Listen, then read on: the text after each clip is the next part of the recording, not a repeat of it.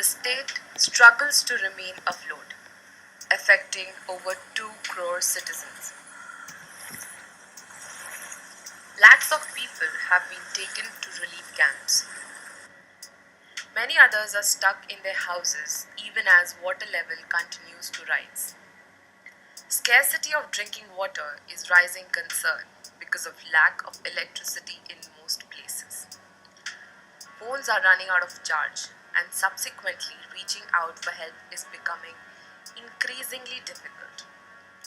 There are SOS messages coming from people who are stuck on terraces with water level rising above an entire floor. More than 1.5 lakh people have been evacuated to 1,068 relief camps spread across the state.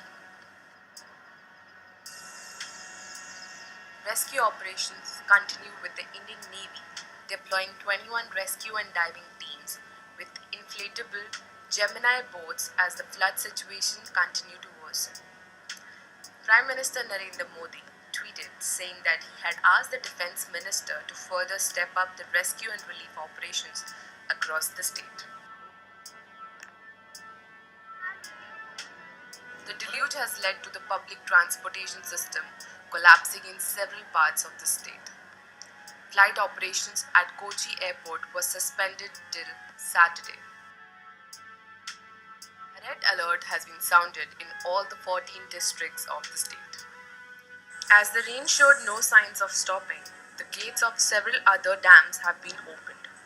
All the major rivers and their tributaries have overflowed and flooded adjoining areas, leaving parts of the national highway submerged. Landslides triggered by the showers have claimed lives, left people injured and damaged vehicles.